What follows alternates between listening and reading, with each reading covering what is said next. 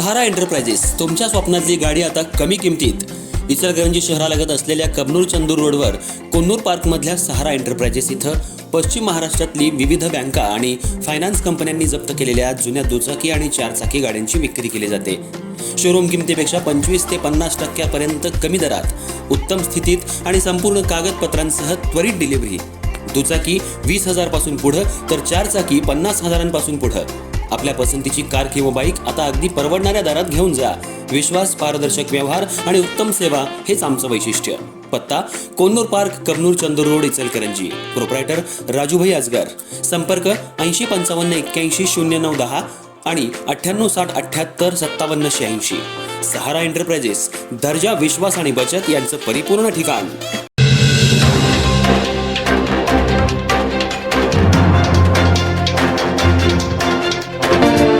नमस्कार, मी तेजस्विनी मगदूम। एम मराठीमध्ये आपल्या सर्वांचं स्वागत आहे। पाहूया ठळक घडामोडी।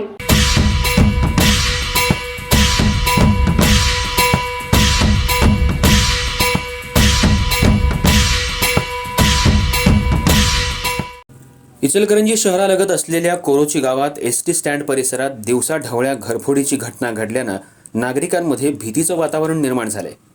अज्ञात चोरट्यांनी राहत्या घरात प्रवेश करून सुमारे 4.5 लाख रुपयांचे सोन्याचे दागिने लंपास केल्याची घटना उघडकीला आली आहे। या प्रकरणी शहापूर पोलीस ठाण्यात अज्ञात चोरट्याविरोधात गुन्हा दाखल करण्यात आलाय। इचलकरंजी शहर आणि परिसरात गेल्या काही दिवसांपासून चोरी घरफोडीच्या घटनात वाढ होताना दिसतीये।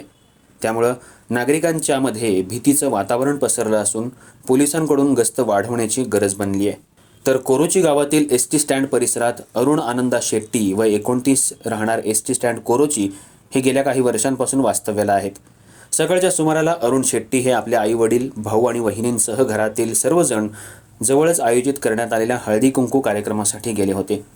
दरम्यान यावेळी घराला कडी लावलेली असतानाही अज्ञात चोरट्यानं घरावर पाळत ठेवून घराची कडी काढून आत प्रवेश केला आणि घरातील लोखंडी तिजोरीचं लॉक तोडून चोरट्यानं 2 मंगळसूत्र, कानवेल, गळ्यातील सोन्याची चेन, गंठण असा एकूण 4.5 लाख रुपयांचा सोन्याचा मुद्देमाल लंपास केला।